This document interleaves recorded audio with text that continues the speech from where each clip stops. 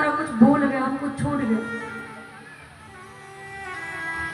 क्योंकि ठाकुर जी ऐसा प्रेम बरसाते हैं, कोई कितना नास्तिक हो, अगर एक बार वृंदावन पहुंच गया, ब्रज भूमि में उसका पांव रख गया, बिहारी जी का, किशोरी जी का दर्शन कर लिया, उसके अंदर प्रेम जाग ही जाएगा।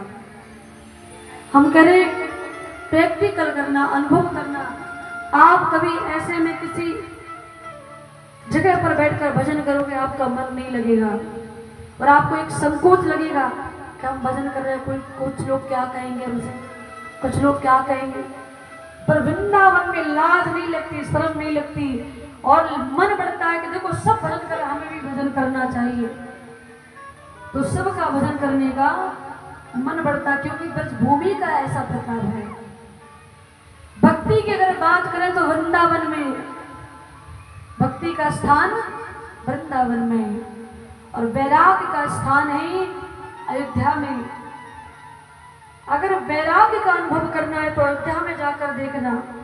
अवध की भूमि में जाओगे और आपको अपने आप में लगेगा अरे सब छोड़ो, संन्यास ले लो, वैराग्य धारण कर लो। तो वो वैराग्य की भूमि है अयोध्या, और ज्ञान की भूमि है बनारस। बनारस का कोई विद्वान कहीं जाए तो वो हार के नहीं आता कभी। बाबा विश्व के नाथ हैं, वो हारने भी नहीं देते।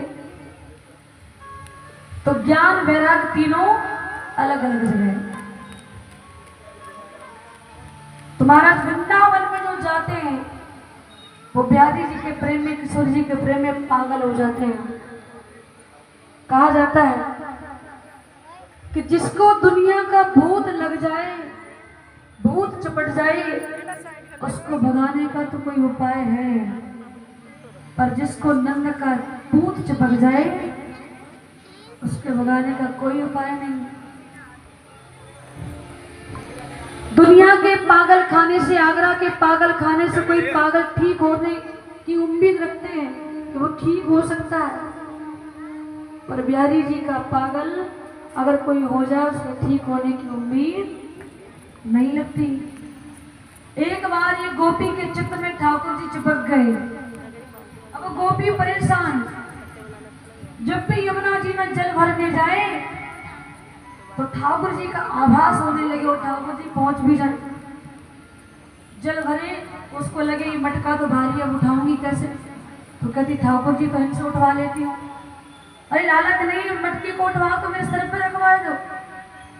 तो वो लाला का अनुभव करके मटके को उठाती